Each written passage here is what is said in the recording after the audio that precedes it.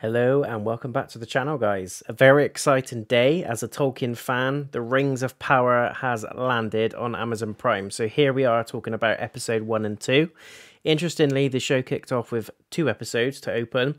So we're going to discuss both. And then what we'll do is similar to the House of the Dragon, is we'll do a weekly episodic review as and when the episodes are released. So, did I like The Rings of Power? In short, yes, I did. I think there's some issues with it. I think there's some pacing problems, but all in all, I did enjoy it.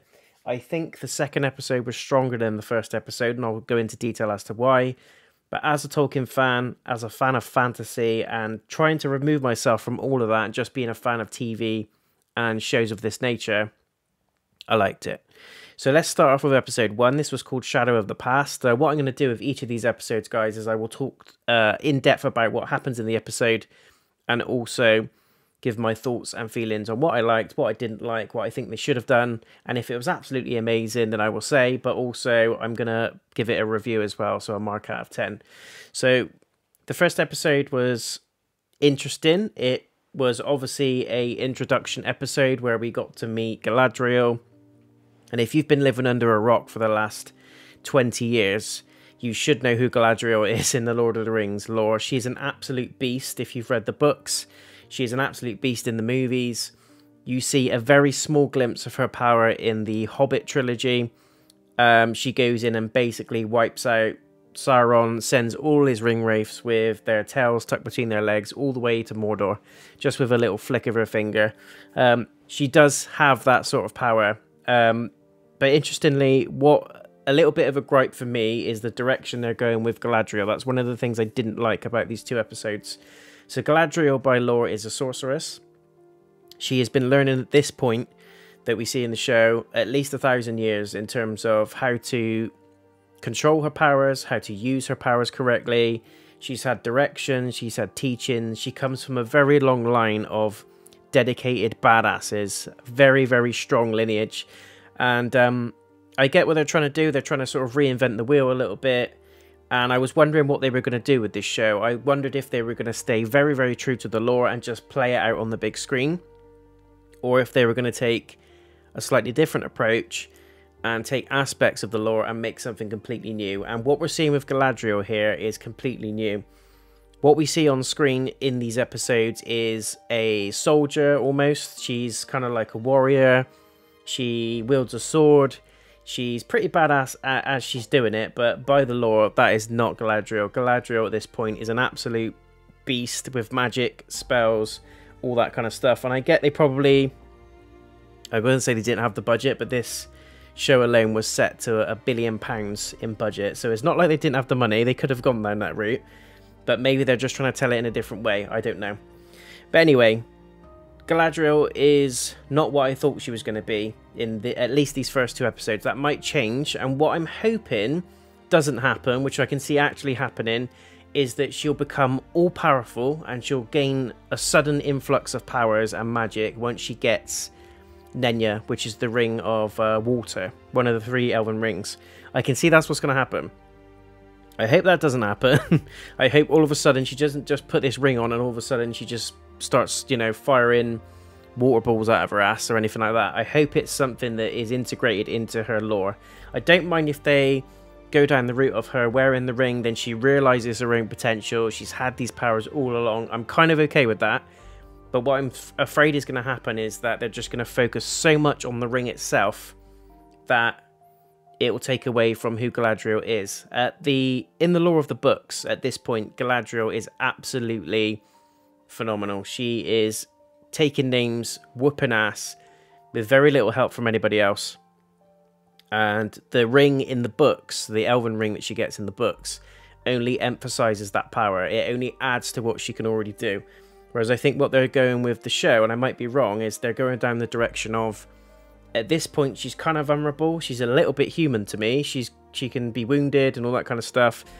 But they're steering more towards her ring. The show's called Rings of Power, so we're obviously going to see the 3 elven rings be created. That's hinted at in the second episode, which we'll talk about later. But I think that's where they're going to go with it, and I'm not too keen on it, if I'm honest. I was hoping to see, at this point at least, Galadriel starting to get a little bit more of her sorceries, her skills out there, but instead we're getting the warrior. So it's going to be interesting to see where they go with it, and apparently this has been booked in for at least 3 or 4 seasons, so it's not just going to end after this season or season 2. This is in it for the long haul, guys. So we can see why there's going to be a slow burn, which is one of the gripes that people have had online about the show already, is that it is slow burn. But to be honest, if you're pumping this much money into it and you've got at least 3 or 4 seasons, I can see why they're taking their time. Because Tolkien's lore is so vast as well, I'll touch on Morgoth in the First Age in a minute, but because it's so vast, they have to kind of take their time with it a little bit. But there's also contradictions. I think one of the other issues with the show already is that there's a lot of time jumping.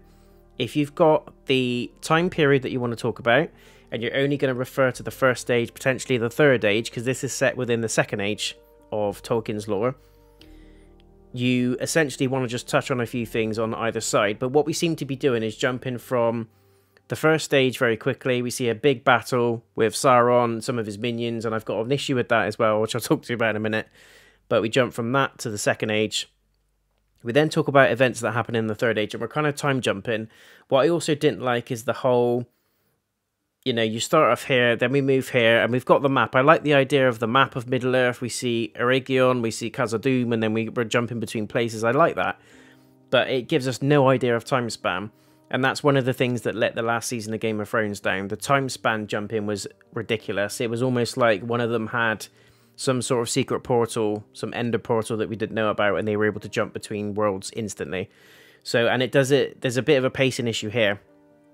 But going back to the first episode, we'll talk about all the pros and cons in a second. I'm going off on a tangent already, but the first episode, Shadow of the Past. So Galadriel starts off, we see her with her brother Finrod, and he's talking about trying to help her find direction, basically. She talks about how she can't find what she's supposed to do. It's that classic old, you know, I'm lost, what should I do?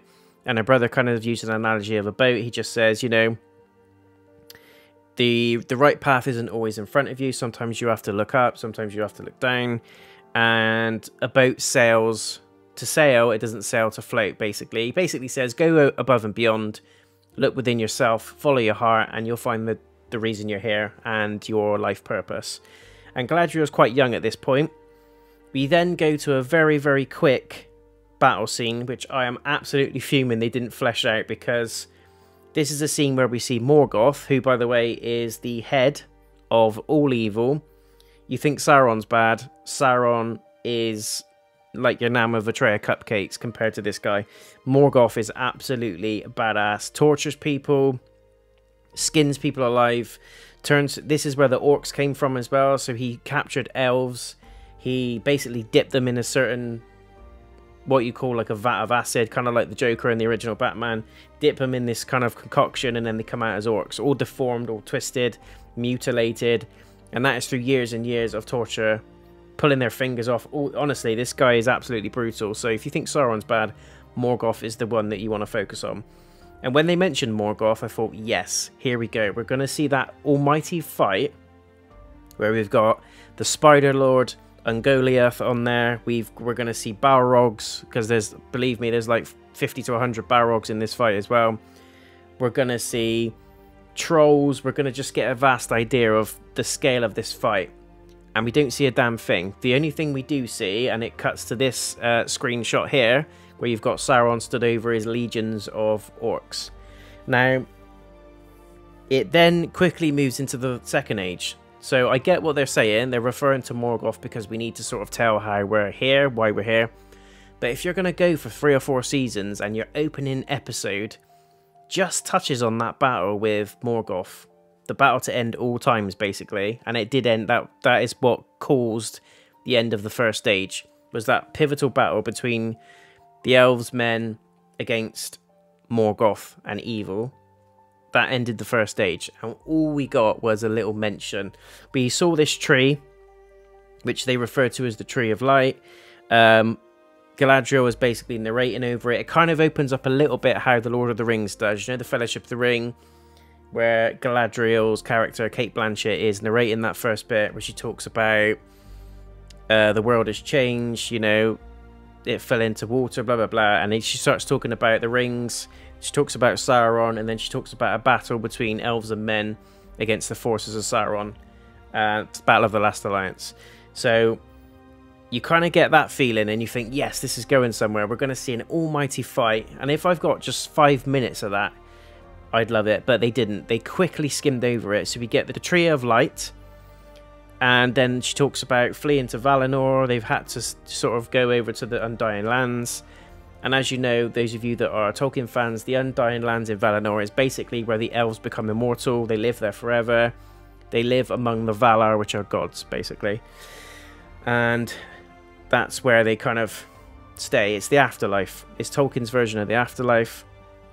And I thought, here we go. We're going to see Valinor. We're going to see the battle between Morgoth. We're going to see... I was hoping to see Glorfindel in there as well, which if you, again, are true to the lore and you know all your stuff, Glorfindel is another character that was absolutely pivotal in the First Age.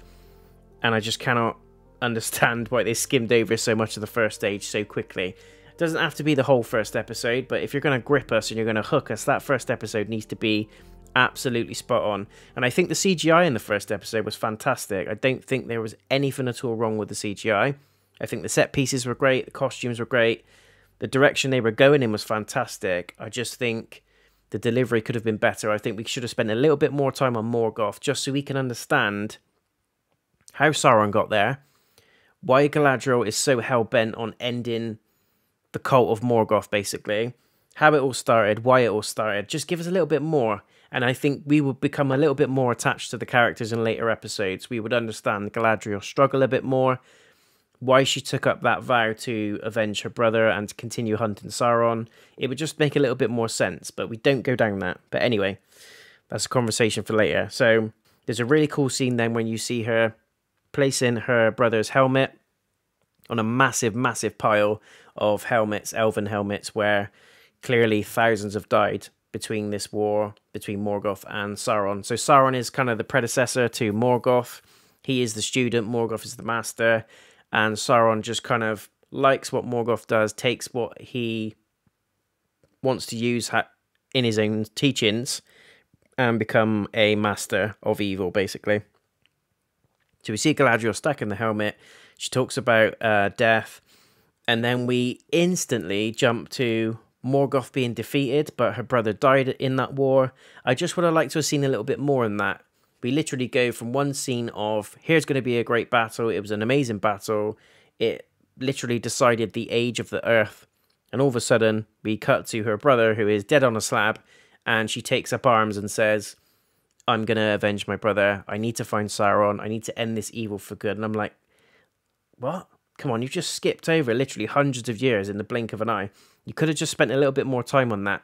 Even if it was 15-20 minutes of her brother going into battle, just absolutely going for it. You know, really, really trying to take down Morgoth. He gets killed in the fight. We would feel that emotion then, and we would understand beyond the obvious that Finrod is Galadriel's brother, but also we would sense why she's so driven to take up arms against Sauron and get revenge. Just to feel that he doesn't have to die he could have died in a gruesome way. He didn't have to, but just seeing a little bit more of that emotion on screen would have helped us in the later sort of chapters of these episodes, I think. So I'd like to have seen a little bit more on the Morgoth side, spend a little bit more time in the First Age, and then perhaps by the end of the first episode move into the current day, Galadriel with a passion, trying to hunt Sauron, and then we take it from there, because we've got the seasons to play with, we've got the episodes to play with, we've got plenty of time, we've got plenty of budget, so I don't understand why they didn't do it. As I said, there was a Dragon Lord. If you think Smaug was big, Smaug is a fire drake by Tolkien lore, he's not a dragon. So when you see the Battle of the First Age, that was something I was hoping to see for once, and finally hoping to see it on screen instead of just reading it in a book. But that was a missed opportunity for me. I think they could have gone with that. We could have had an absolute monster of a spider. There was a spider lord involved in this fight as well. There were Balrogs, as I said. They've got the budget, so there's no real reason why they didn't go into it. I understand that the focus is the Second Age. We want to talk about Galadriel, we want to talk about the rings, but that for me would have set up an absolute masterpiece of a story, both in terms of feeling connected to the characters, their passions, why they're doing what they're doing, but we would have got a very, very cool fight scene. Similar to how the Fellowship of the Ring opens, where we see the Battle of the Last Alliance, and you get that panning camera. I will never forget it as long as I live. That panning camera shot where you've got Elrond stood at the front. He's given the orders to the elves, and then Gil-galad's with him as well. The orcs charge at them, and then the elves sort of like spin their swords and like attack them in unison. It's just really, really cool. I was hoping to see something more along those lines, but we didn't unfortunately get it. And obviously then we cut to Isildur fighting Sauron, cutting the ring off. It just sets up everything else in the whole trilogy. We understand why we're there, the passion behind the fighting. We know all the key names of Isildur, so we're told in this first episode that Finrod is a key character. He spends a lot of time educating Galadriel. He basically tries to tell her that in order to follow your passion, you need to look inwards, you need to just trust your faith, basically. And uses the analogy of stones and ships to say that, you know, you need to sail. Ships are to sail, not to float. They're not there to just sit there. They're there to explore, to find new horizons, all that kind of stuff. And within an instant, they just kill him off. And there's no sort of real reason as to why it's important that he says what he says to Galadriel in the first scene. For me, it just kind of disregards everything he said in the first bit. So it's a shame that they killed him off so quickly. They could have still killed him off in the first episode. I don't think there was anything wrong with the decision to do that. I would have just liked to have seen his story fleshed out a little bit and linked him and Galadriel together a little bit more and just get more of a sense of that passion. I know we get that from him explaining the analogy of the ship and helping her with the bullying that she gets succumbed to and all that kind of stuff. But just it would have just given us a little bit more time. Even just like a pre-battle speech that he would have given to her maybe, where before he goes into war against Morgoth, he talks about why he's doing it, and you just get a sense of that passion, you get a sense of that pride, you get a sense of him really loving and protecting her and doing it for his people. Then that would have justified his death. Then I would have believed Galadriel being the way she is, taking up arms and going after Sauron as fiercely as she is, going against the king's orders as well. The High King Gil-galad, she's going against him. He says, no, we're doing it this way. And she absolutely disregards him, takes a small little troop of people, and they go and try and hunt Sauron and try and find clues. So I would believe that more if it was done in that way. But anyway, brother dies, then Galadriel takes up a vow to fight Sauron. We do see some dialogue copied here, and I think it was a nice touch. There were some Easter eggs throughout both episodes, but this was one of the things I did notice where some of the dialogue was copied from Cate Blanchett's Galadriel in The Lord of the Rings. I don't know if you guys noticed it, but there was a line where she says, you know, Sauron passes out of thought, out of mind, and history became legend, legend became myth. And this is actually one of the lines she uses in the Fellowship of the Ring, where she talks about the ring disappearing. So it's a kind of a nice tie-in, because as we know, Sauron is the one that creates the One Ring. It's his ring, it's the One Ring to rule them all. And in this particular scene, she's talking about Sauron, not the ring, because the ring's not been created at this point. So it's a nice tie-in to the Fellowship of the Ring, the Lord of the Rings trilogy, and also Sauron. They're both linked together using the same dialogue, so I thought that was quite nice. We then jump ahead to Galadriel and crew basically scaling an ice mountain. They're looking for traces of Sauron. They see this rune, which is the mark of Sauron. They see it everywhere, and they're basically following a paper trail to try and find out where Sauron is, what he's up to, and to end him once and for all. They then go into sort of a cave or a mountain, and they basically uncover that there's dark magic. There's orcs in this mountain that have been using dark magic, the magic of Sauron. And then they get attacked by a snow troll. It started off quite good. I liked the snow troll thing. There's a lot of grief that this has been getting online. I don't really understand why, because I thought the design of the snow troll was great. But what I didn't like was the fight scene itself, because there was a really cheesy bit where one of Galadriel's kin holds down the sword. She does a little sprint, and then she does a push off the sword, flies through the air, Tony Jaa style, knees the troll in the face, and then gives him a little slash as she goes past it. And I get what they were trying to do. They were trying to get it to look like Galadriel was a skilled swordsman, that she was an absolute warrior, that she's agile. And I know they did the whole Legolas walking along the snow in the Fellowship of the Ring, but it was subtle. It was subtle and it worked. And when you found out later on that he was doing that, you were like, oh shit, yeah, I didn't even notice. Everyone's trudging through the snow, and there's Legolas just walking along the snow. I didn't even get it. but it was subtle. Whereas this, I think the CGI was too over the top. It was just shot in the wrong sort of way. I think maybe if the camera was behind her a little bit or to the side, it wouldn't have looked as bad. But because it was full facing, we literally saw her spring off of the sword, and you could tell it wasn't obviously her. It was done on the CGI sort of background rendering, and it just looked really bad. I didn't like it. There was a point I looked at and I thought, oh no, this looks really bad. But that, thankfully, was the only thing that really stood out for me in the first and second episode, CGI-wise, that turned me off. I looked and I thought, oh my god, no. But then everything after that was fine. But that was my one gripe, is the CGI in that particular scene was particularly naff, and I didn't like it. So go back to the troll dies. There is a really cool bit where the troll starts smashing people, literally picks them up, throws them into the wall, smashing people together, and there's just no sort of airs and graces about this troll. He's going for it, and I liked how they went into that level of gore and violence. I know there's no heads being pulled off or nothing like that, but it is particularly brutal, something that's a little bit of a step ahead from what we're used to seeing in the Peter Jackson trilogies. So I'm glad Amazon took the plunge and decided to go a little bit heavy on the violence on that one. I liked it. So I'm hoping we're going to get some really cool, intense, gruesome battle scenes as this series plays out. So it's a good sign of things to come. So after the troll dies, her kin basically turn on her then and say, look, when first light comes, you're on your own. They've had enough. They've been marching around for months. They haven't found anything. And more importantly, they're going against the will and decision of their High King Gil-galad, who, by the way, is an absolute monster in Elvish lore. There's songs that people write about him and stuff like that. Samwise sings a song about him in the books, in the Fellowship of the Ring. So he's a very, very well-respected elf and comes from a long lineage of badasses and warriors. So I love that Gil-galad's in this. I think the casting for Gil-galad is absolutely brilliant as well. Very true to the book, very true to the Peter Jackson films as well. The sort of facial distinctions and just the way he is, his demeanor is very, very on point. So I liked it. I liked how they put Gil-galad across in this one.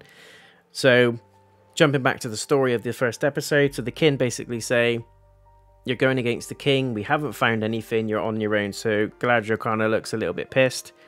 We then cut to what I feel is the worst part of this show so far, which is the introduction to the Harfoots. And they're kind of like a sect of hobbits where they live underground. They're almost like gypsies. They travel around a lot. They hide underground. They have, what I think was quite cool, is a pop-up city. So we get this scene where there's like people hunting with massive deer antlers on their back, and I love the costumes for that. And then we sort of see people coming through the area, and then little sort of eyes popping out of the ground. There's people in the trees hiding, and as soon as these people pass, they literally pop up a small city, a small village. They start pulling out cooking pots. There's people hidden underground, and then they're hidden under a sheet of grass and camouflage and foliage. And when they pull this sheet off, they've got like beds in there. There's like houses, and it was really cool how they hid everything. But other than that, I'm not buying their part in the story. It's still very early days, I know, but I don't like the Harfoots. They are completely original to this show as well. They're not in the lore of Tolkien at all. They're not in the books. They're not in the movies. So these are completely created for the show. So there is going to be a purpose. But so far, all we see is Nori is the one that's leaning towards the stranger character. She's trying to sort of encourage him to come out of his shell, to talk a little bit, to find out who he is, what his purpose is. But she's got a feeling that he's got a sense of purpose in the world, but she doesn't quite know what it is yet. Lenny Henry's in this as well. And I'm going to be honest, it was very weird seeing Lenny Henry dressed up as a hobbit. And for me, the whole clan itself, the Harfoots, were just pointless. I didn't give a shit about any of them. I didn't really care about what they were doing. It was nice to sort of see the world of Tolkien come alive in their little village where they, as I said, they come out from underground, from hiding, and how they live, how their culture are. It was nice to feel that very, very small sniff of Hobbiton from The Hobbit and Lord of the Rings. We got that very, very small scale of, I remember what that music was like. I remember being in Bag End with Bilbo and Frodo. And then instantly, I was like, I don't like these characters. I don't like anything they're saying. They're pissing me off. And oddly, they're all Irish as well. I don't know what that was about, whether that was a joke to tie into Irish people or not. I don't know, because they were travellers, they're Irish. I don't know. It was just a weird little moment, which I didn't really fall in love with at all. But anyway, we meet these clan of people. We see the children picking berries, and there's this weird creature that's roaming the outskirts where they sort of see that there's going to be an issue. So they run back to the village. They talk to them, the elders, about what they've seen, and they also deliver a nice basket of berries. We then cut to a very, very young Elrond, and he's played by a very, very young Ed Stark, aka Robert Aramayo. For those of you that were wondering where the hell this guy is, you thought, I recognise his face. He plays young Ned Stark in the Game of Thrones series. So I thought Elrond's character in this was great. I think he's got his sort of mannerisms down to the lore. I think he's wise still now beyond his years, which is right. And Elrond comes from a very, very strong bloodline. You get that sense of privilege. You get that sense of confidence, both in his ability and in his knowledge. He starts throwing out some analogies to Galadriel as well. He starts talking about the ways of the world already. And as we know, Elrond is one of the smartest, cleverest people in all of Middle-earth lore. Gandalf goes to him to try and get him to decipher a scroll, gets him to decipher different languages and stuff like that. And Elrond can pretty much speak any language across any form of any age within Middle-earth. So he's an absolute tome of knowledge, this guy. And I think the character is played really, really well. We then get a scene where we see Gil-galad, the High King of the Noldor Elves, and he's talking about knighting some of the people within his kin and granting them the permission, basically, to sail to Valinor to die peacefully. But they go to the afterlife, essentially. They just leave Middle-earth and they become eternal and immortal within this land. So he's knighting different people, different things. Galadriel's among these people. She has a little speech to Elrond before, and Elrond basically said to her, you know, you've got to go, like, this is part of your kin, this is part of who you are. And she really doesn't want to go because she wants to continue her brother's quest to defeat Morgoth and Sauron. Morgoth, obviously, at this point is done. He is kaput, he's dead. But Sauron's carrying on that torch, and she knows that he's going to become a threat, so she wants to take him out. But Elrond's kind of like, it's done, you know, you've got no proof. Let's just, you know, you're turning your back on your kin. This is you, this is your lineage, don't forget it. So she kind of reluctantly agrees. We go to the ceremony. She accepts the knighthood almost, and then she says, yeah, I'll go. And then we cut to basically the Southlands of Men. There's a lot of jumping around in this first episode, and I don't really understand why they're doing it, other than they're obviously trying to set up multiple different story arcs that are going to happen. We then see this wandering elf called Arondir, who is a brand new aspect to the lore. He's original to the show. So, brand new character. And Arondir is basically on a watch post looking over this city or village of humans, men. And his commander is basically very old school. He says that humans can't be trusted because when Morgoth rose to power, a lot of the humans sided with Morgoth and became the enemy. They're very easy to turn, they're very easy to be swayed. They can be bought, they can be bargained with, so they're a threat, basically. So they're reluctantly watching these people to make sure that nothing untoward happens. But Arondir falls in love with a human within the village. He kind of takes a liking to her, and he kind of has a little bit more patience for humans, and he has a little bit more understanding because of this love that he has for this lady. We then also see a young boy called Theo, who I think is the son of this woman. I might be wrong, or he's a son of some woman in this village. I can't recall whose son he is, but he finds basically a blade or a totem, and it's clearly Sauron's. It's causing issues with the cattle. The cows are literally shooting out oil instead of milk or some sort of black sludge. And this boy is kind of becoming almost infatuated with this totem. He won't tell people that he's got it. He won't say what it is. He hides it underneath the floorboards within the barn. But all of a sudden it starts drawing agents of darkness towards it. There's like wargs that start coming on the outskirts of the borders. Later on in episode 2, there's a couple of orcs that are actually in the barn trying to, I guess, that are drawn to this totem that can sort of sense the presence of Sauron within it.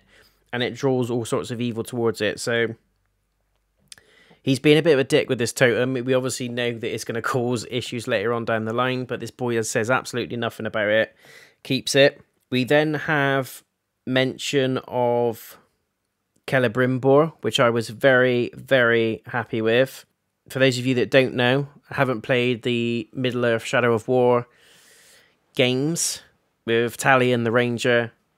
Celebrimbor is the elven smith who creates the rings, all of the rings. So the 9 rings gifted to mortal men, doomed to die. I'm not going to say all of it, but 7 to the dwarf lords, obviously. And you have the 1 ring that's created for Sauron as well. So Celebrimbor eventually is going to make the 3 elven rings. And we know who ends up with those 3 elven rings. Galadriel is one of them. She ends up with the ring of water, Nenya. Gandalf ends up with the ring of fire, Narya, and Elrond ends up with the 3rd. But Celebrimbor is basically the elven smith. He's going to be creating these rings of power. And these 3 rings essentially help the beings of Middle-earth. So they do different things. They can protect Galadriel, for example, when she moves to Imladris and eventually Lothlorien. She uses that ring to shield Lothlorien from Sauron out of his gaze, so he can't see what's going on. He can't even see it's there. He doesn't know that there's a presence there, and she uses that power to help, basically. She also uses that ring to banish Sauron from Dol Guldur in The Hobbit. So there's loads and loads of stuff. Gandalf uses his ring to fight against the Balrog. There's loads and loads of stuff that's essentially hidden from Sauron. And Celebrimbor is the guy. He is the one that makes these rings of power. And this is where it's all going to go. So as soon as I heard his name and as soon as I saw him on screen, I thought, yes, here he is, the man in the moment. He's going to be making these rings for us. We then see a bit where I thought it was really cool. The music, by the way, in both of these episodes are excellent. A lot of people commented that Howard Shore is heavily involved in this, but unfortunately he's not. All he does is the title music for the show. I was hoping and praying we were going to get him back as the composer for the show, but he's not, because if he was, this was going to be another level of epic. For those of you that don't know, Howard Shore was the composer for the Hobbit trilogy and the Lord of the Rings trilogy, did all the music, and is still to this day regarded as one of the best soundtracks of all time. Won countless awards for exactly that, the music. So I was hoping he was going to be making a return here, but I still like that they roped him in for the title music, which is pretty cool.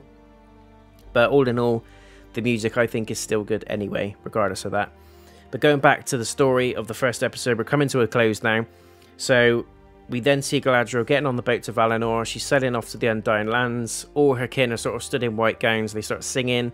We then see this bit where it was really, really cool CGI, where the sky kind of splits and you can see the Golden Land. You can see the sort of silhouettes of people stood there. I think they are the Valar that we see. The gods, they're sort of singing back to them, and it's sort of welcoming the kin that are sailing over to those lands.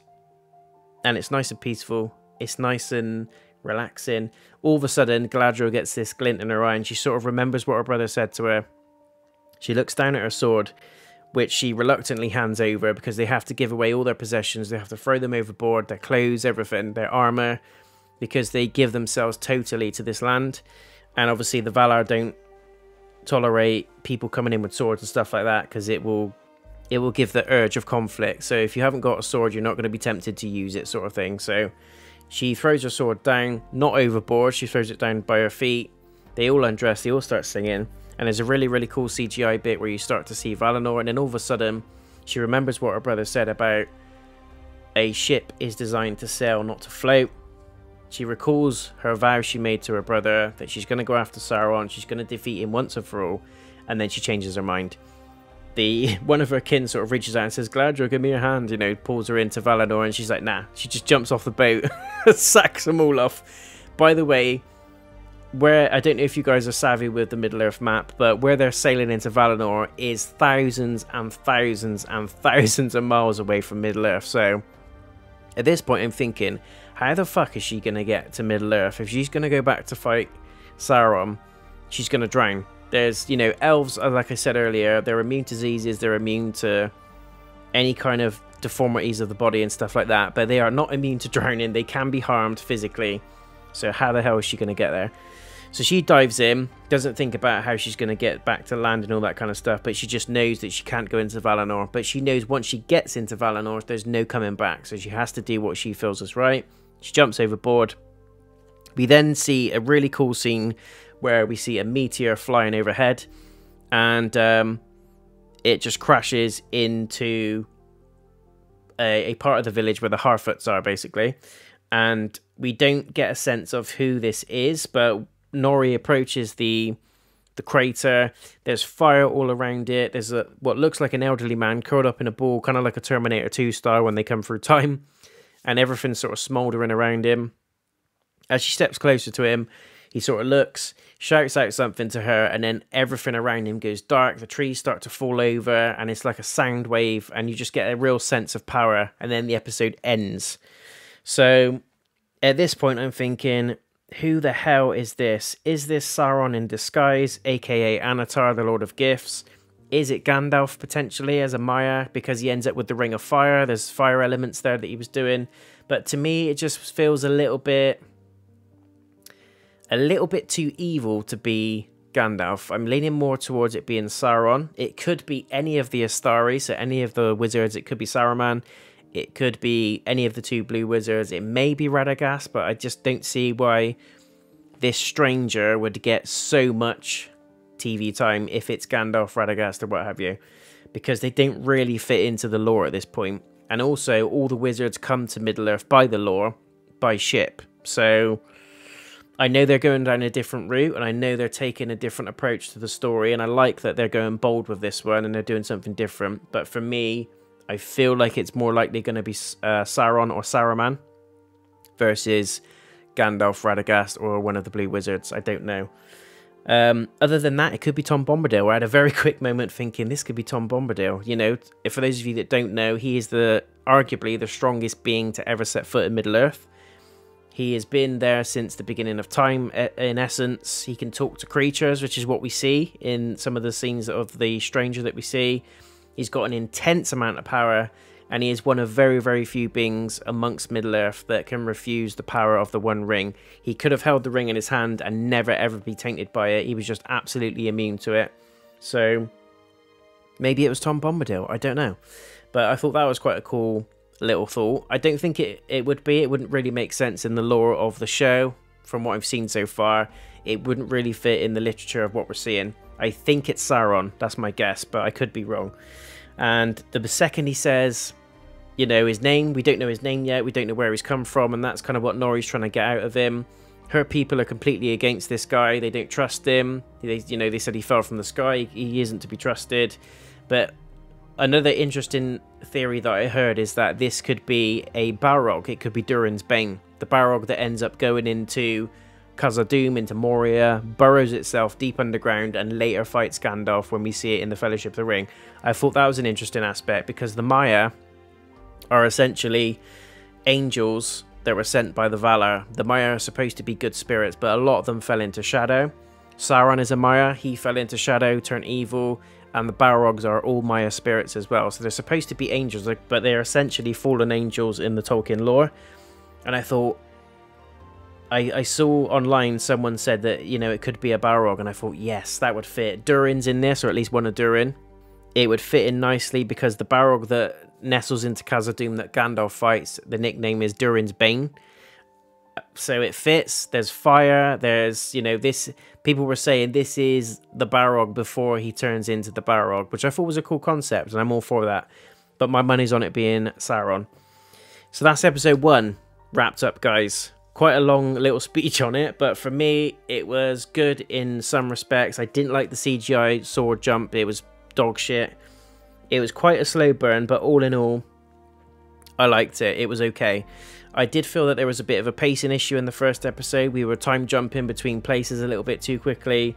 There was a rush in introducing the characters, and I would like to have seen a little bit more on Morgoth and that massive fight in the first stage. I feel that was a huge, huge opportunity that was missed. So if I was to give this one a rating, it's a 6 out of 10. Still a good watch, still slightly above average TV. As a fantasy fan, you're going to enjoy this one, but I think if you're a fan of Tolkien, if you're a fan of Lord of the Rings, which is what this show is about,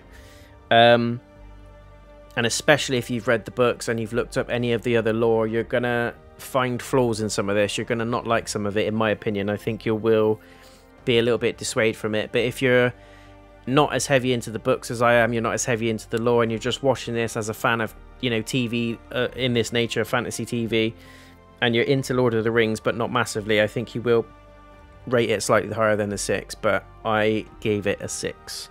Episode 2. This is called Adrift, and you're going to probably guess where we are with this one. So it's not just Adrift in terms of where Galadriel is, but this episode is all about characters being adrift. So their story arc is finding their purpose in the world, finding their way, basically. The episode starts off where episode 1 ended, Nori finding the body. She steps into the crater and realizes that it's not hot, even though it looks like fire, which is a very interesting line that I noted for later on. The stranger grabs Nori and she sort of has visions of flames and stuff like that, which makes me think it's Sauron, because obviously Sauron is all about flame, shadow and flame, but also the Balrog is as well. So if it's not Sauron, I'm leaning towards it being a Balrog. However, as I said earlier, I don't think they would give so much light to just one Balrog. And although it's Durin's Bane and it's one of the famous Balrogs, it just doesn't feel right to me. It doesn't sit right. It feels like it should be Sauron. It feels like it should be someone that's coming across as a stranger, but someone that has powers, someone that's coming across fairly fragile, but has a lot of potential behind them. So he's able to talk to animals. He's able to do this and that. But the one and only thing that keeps putting me off it being Sauron is that in the books, Gandalf says that Sauron never gave time to animals. He always believed that they were a waste of time, that they were powerless.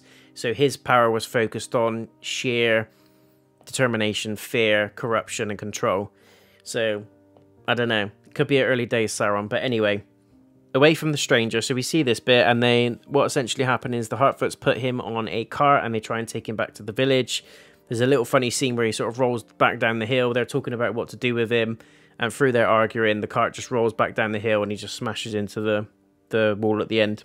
We then jump to Celebrimbor. We see a lovely shiny hammer, and it gives Thor's Mjolnir a run for its money. We then hear a little speech between Elrond and Celebrimbor about Morgoth. You talk about the Silmarils as well, which are jewels, for those of you that don't know. There is a book based on the Silmarils. It's called the Silmarillion. Círdan's in there, and I won't go into detail and go off topic, but it's a really, really good read. So there's a nice line that Celebrimbor says, you know, when faced with evil of reflection. He talks about the story of the Silmarils, basically.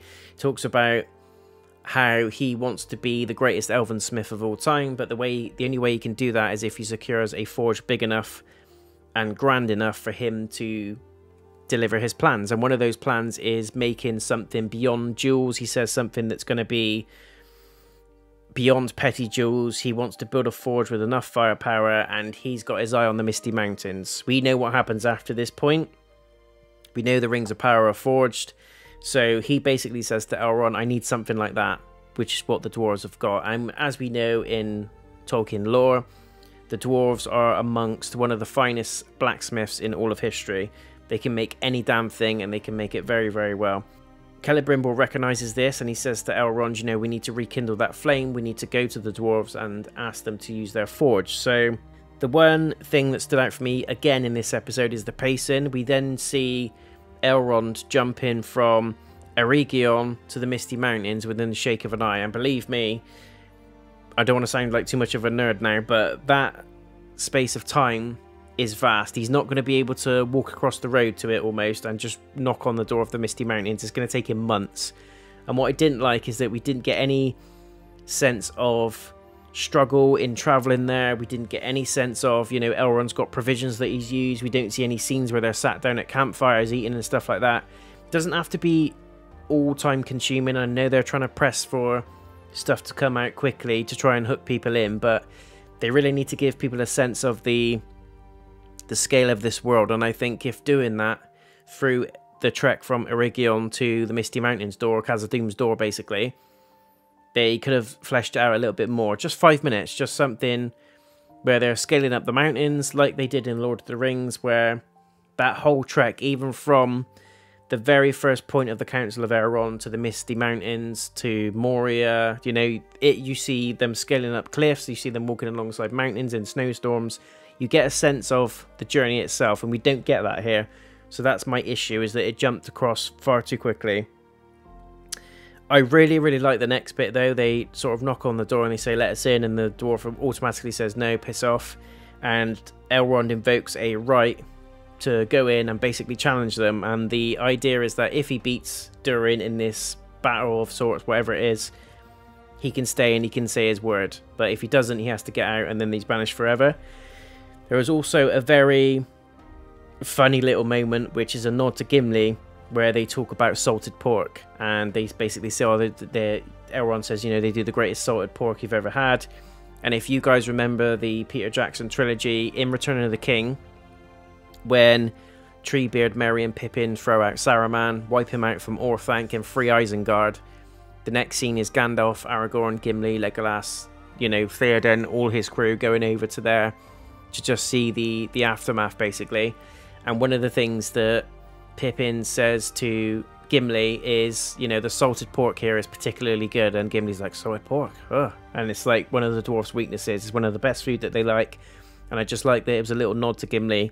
It was a little Easter egg at Elrond talking about it, so brought a little smile to my face. Anyway, Elrond goes in alone. He has a Minecraft type battle with Durin. They basically have a pickaxe each, and the challenge is that they have to smash rocks with a pickaxe. They have to keep doing it until one of them is exhausted and can't do it anymore, basically. It's kind of like a muscle flexing kind of thing. So that's going on in the background. We then cut to Galadriel, where she is literally floating adrift. She then finds others on a sort of raft or a shipwreck. They pull her out of the water, and then there's this one guy who is the second stranger in the series so far. I think he's someone of quite a high nature. He just gives the impression that he's quite important. I don't know if it's going to be Elendil or Isildur, but he just gives the impression that he is someone of high noble or high sort of seat in power. It might be Sauron. Again, it could be Sauron in this scene. I don't know. But he gives the impression that he knows more than he's letting on, through his dialogue, through the way he interacts with Galadriel, and through the way that he is generally in his demeanor. Anyway, they start discussing the worm, and then all of a sudden there's this massive fish type creature, which is the worm that they were previously talking about. It smashes the raft to pieces. Most of them die, bar Galadriel and this guy, the second stranger. So there's a really cool CGI scene. This is where the CGI redeems itself from the first episode, where Galadriel's like swimming towards the camera, and then the camera slowly bobs between water level and above, and every time it comes up, you get a sense of the fish getting closer and closer. It kind of feels a little bit like Jaws, but done in the modern day. When it dips below sea level, you get the sense of panic, dread, and nothingness that is the sea, and it kind of flicks between the two. So it's kind of suggesting that Galadriel is between worlds. She's slightly between life and death. This is a threat. This is an issue. We know she's not going to die, but still, it's a very clever way of making us feel that she is at risk. We then cut back to Elrond, who loses. He bows to Durin and says, you are the rock smashing champion, basically. He doesn't look very tired, though, so I don't know if this was a bit of a ploy from Elrond to just sort of say, you know, you've got your win, you've defeated me, you're always going to be stronger than me. Just sort of play into his ego a little bit, because Elrond in this scene for me did not look tired at all. He didn't break a sweat. He wasn't huffing and puffing. He wasn't sort of pale or anything like that. He just looked like he could have gone on forever, but he decided not to. And I think this is, if that was intentional, it was a very clever way of writing in how intelligent Elrond is. It's not always about sheer strength. It's not always about the size of your army. And Elrond is, as I said in an earlier talking about episode 1, is one of the most intelligent beings in this earth, on this earth, in this world. And if he was able to identify that and think, do you know what, if I massage this guy's ego, lose, he's not going to banish me. We were friends years and years ago. I'm going to take my chance, and once I let him win and let him feel that, you know, he's above me and he's stronger than me and I'm insufficient, he's going to give me the time of day to let me talk. Very, very clever. If that was intentionally written in, fantastic writing, and it absolutely plays to Elrond's character as well as Durin's character. in the true sense of the lore as well. So I really like that. We then go back to Galadriel and the second stranger, and they start talking about her drive to find Sauron. He sort of pays a little interest to it as well, and she says, you know, you're not going to help me.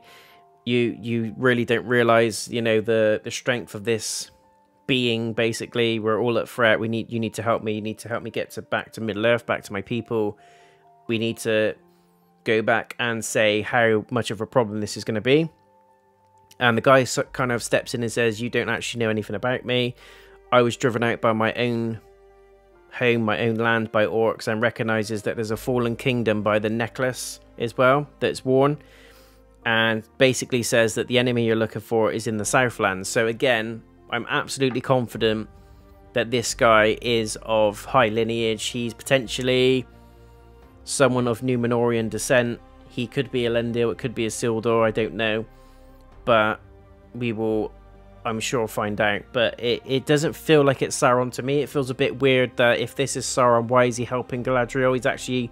He could have killed her there and then, could have drowned her, got rid of one of the most powerful beings in Middle-earth. Sauron's not stupid either. He knows Galadriel is a threat, so he could have done her in right there and then, but he didn't. So I don't think it's Sauron. I think it's someone of high blood lineage. I think it is one of the High Kings, potentially, but we'll wait and see. Anyway, we then go back to Arondir, and we get a sort of section where we sort of feel that the orc threat is growing. Arondir's underground, and he's being hunted by what I can only describe as an eyeball in the shadows. We then find out it's an orc, and we also see Theo in the barn where he's messing about once again with the floorboards. He gets the totem out and the blade. He has a look at it, and I think this is a blade of Morgoth or a blade of Sauron.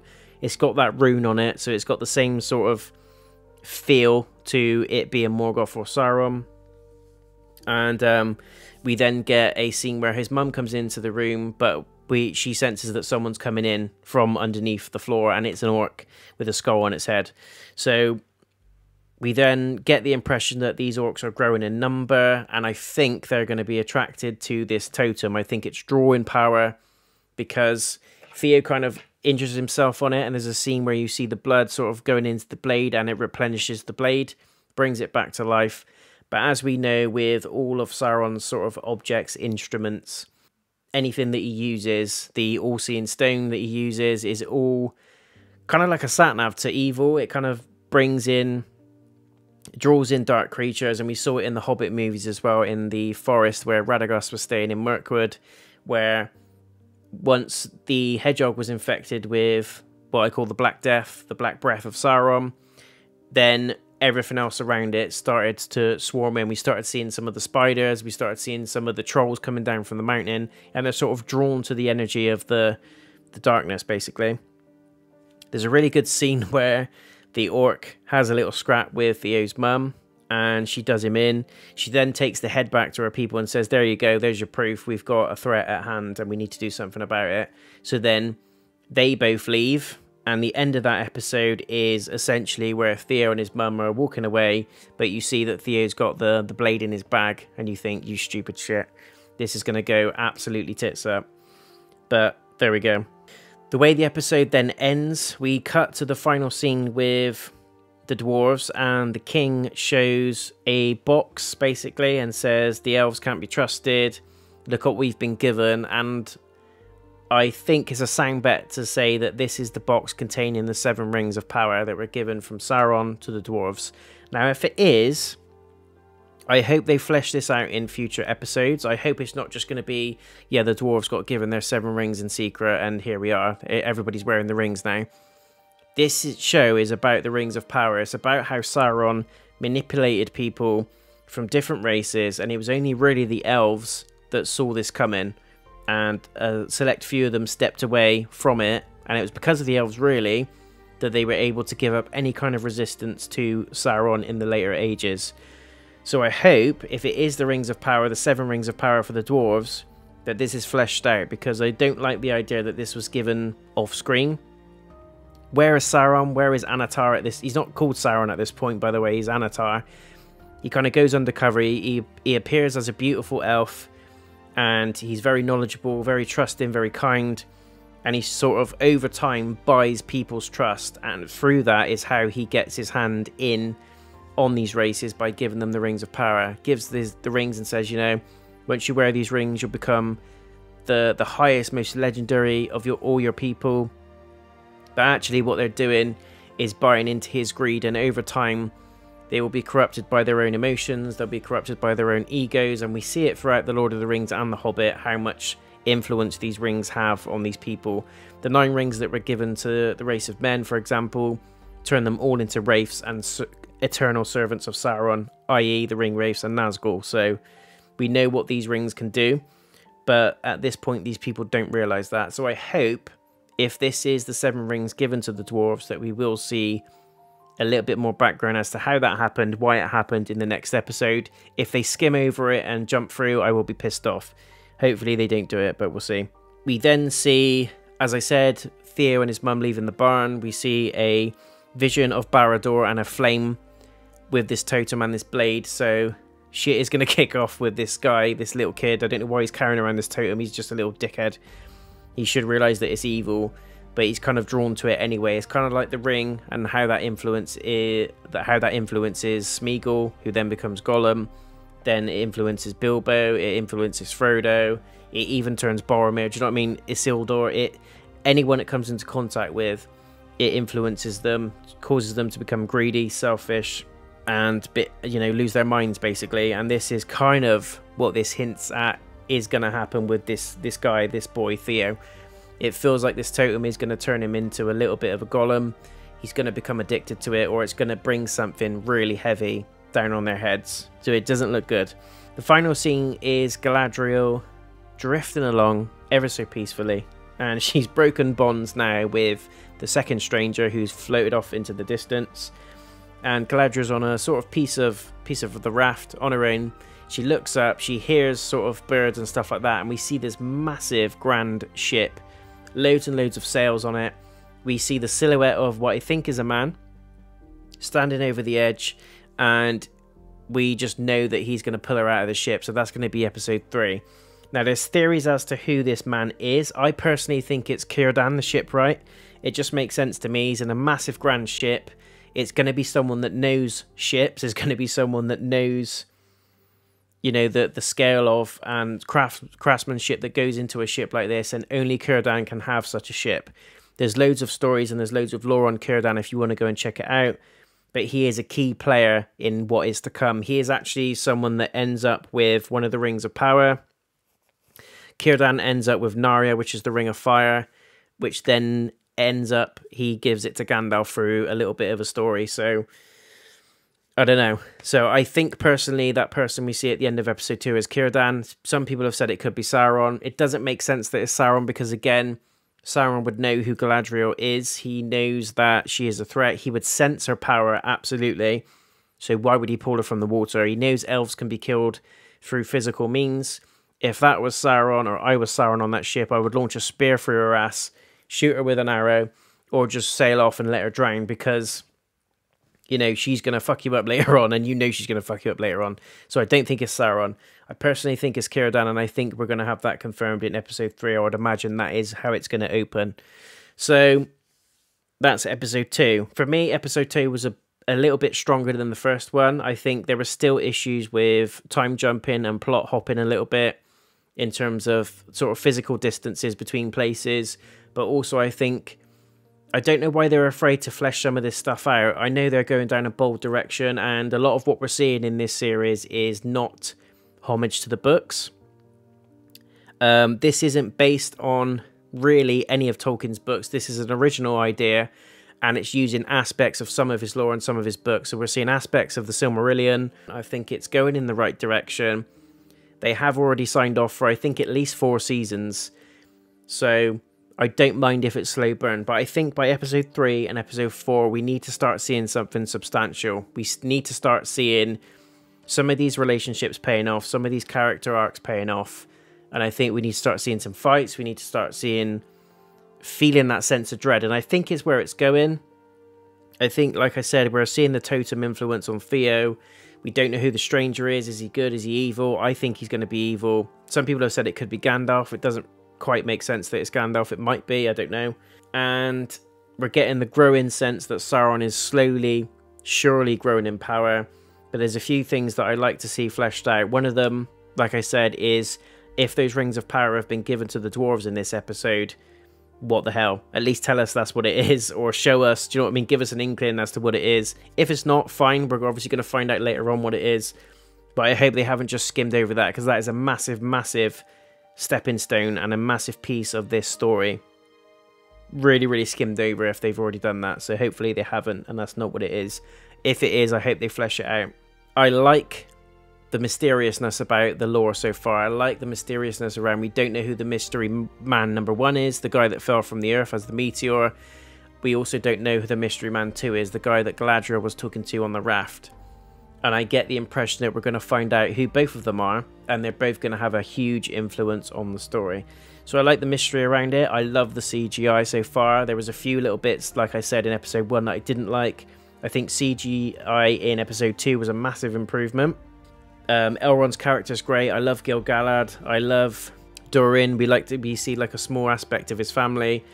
I would like Amazon to have gone a little bit bold and put the dwarven wives in with beards, because if you've read the books and you know the lore, most of the dwarven wives all had beards. So I was like, come on, be brave, be courageous and go for it, but they didn't, unfortunately.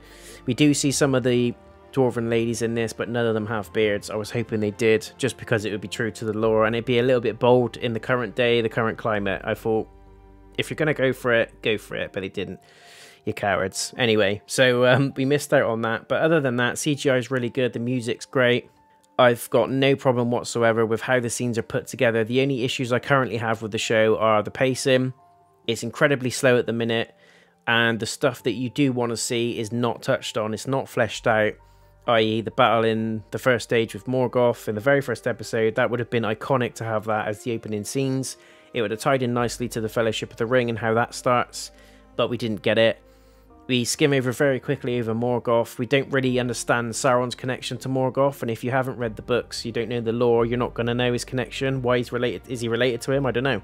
So there's a lot of things that they skimmed over I feel that he should have spent more time on, and there's a lot of things that they spent time on that he should have skimmed over. That's how I feel at the minute with some of this stuff.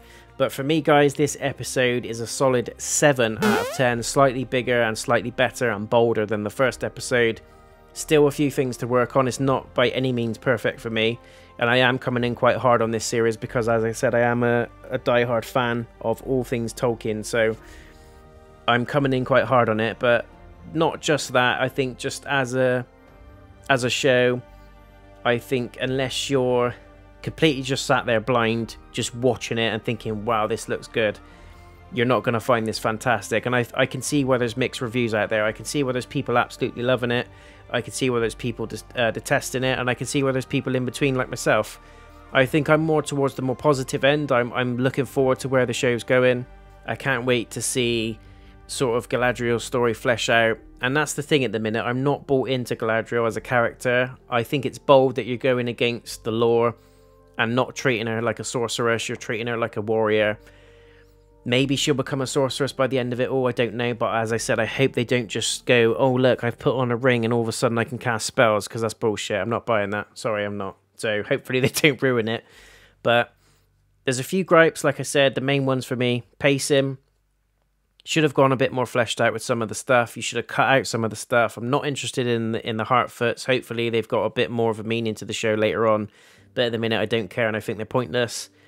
So some of the characters can be done with, but the characters that we do see a lot of, i.e. Durin, Elrond, Galadriel, you know, the Stranger, we see elements of Sauron as well. We see sort of all different races. I'm interested in the elf and the lady's story as well. It's kind of coming together, but not coming together. It's kind of floating there. I think there's some interesting concepts that could happen, but equally, they could fuck it up royally, and I hope they go with the concepts, and I hope it sticks by the end.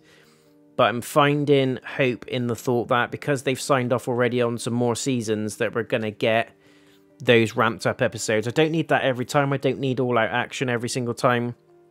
Don't need it rammed down my throat, but hopefully we get a nice sort of pace and balance between storytelling action, CGI, character arcs, cinematography, just so we can really feel invested in this world, and it goes at the right pace. I think the pacing is going to be the #1 risk for this show. It's either going to go too fast, it's either going to be dead boring too slow, and it's going to drop viewers, or it's just not going to feel right. 1 minute it's going to be up, 1 minute it's going to be down. And I think Game of Thrones was the first show that really did that so well. It was very much a roller coaster, but the pacing, especially up to season 6, was perfect. After season 6, questionable, but I think it was the first show that did it so well. So if they follow the same sort of formula, but bring in Tolkien's world, Tolkien's lore, Tolkien's characters, it's going to be fantastic, hopefully, by the end of it. So for me, it's a 7 out of 10 for episode 2, and a 6 out of 10 for episode 1. Let's see what episode 3 brings. If you're watching it, guys, let me know in the comments if you think I've been harsh, if you think I've missed anything. Do you agree with what I said? Do you disagree with anything that I've said? How are you finding the show so far? Let me know in the comments. What are you hoping to see in episode 3 and beyond? Are you pleased that they've signed off on at least 3 or 4 seasons? What are your optimisms, and what are you worried about, if anything? Also, let me know who do you think the stranger is. My money's on Sauron. Could be Gandalf as my second pick. My third pick is Durin's Bane's Balrog, but it could be Saruman. It could be Saruman. I don't know. That's the most interesting thing I'm drawn in by at the minute, is who this stranger is. So hopefully, we'll get a little bit more on that in episode 3 and beyond. But that's the one thing that I'm really, really drawn in by. So let me know in the comments who you think the stranger is, and we'll place a little bit of a bet on it. But until next time, guys. Until next week. Take care of yourselves. I hope you enjoyed the video. Please do leave a thumbs up if you did. Feel free to come and subscribe as well if you're brand new to the channel. And don't forget to hit the bell icon on the channel homepage, and you'll be notified when episode 3 review goes live, and any other content for that matter. Just very quickly, if I was to put this against House of the Dragon, House of the Dragon is winning at the moment. I think it's edging out ever so slightly against this one. Budget isn't everything. Cinematography isn't everything. It's doing a very, very good job of that on both sides. But I think House of the Dragon, in terms of storytelling, pacing, dialogue and characters so far, is very, very slightly ahead of this. It could change. It could drastically switch positions. I don't know. But being a massive fan of Game of Thrones and Lord of the Rings, massive fan of fantasy, I'm absolutely loving it at the minute that these two shows are running side by side. It's my dream come true. So it's great that I can see both. But I think House of the Dragon is slightly in the lead, just based on the first 2 episodes at the moment. So until next time, guys, until next week, take care of yourselves, and I'll see you in the very next video. Peace.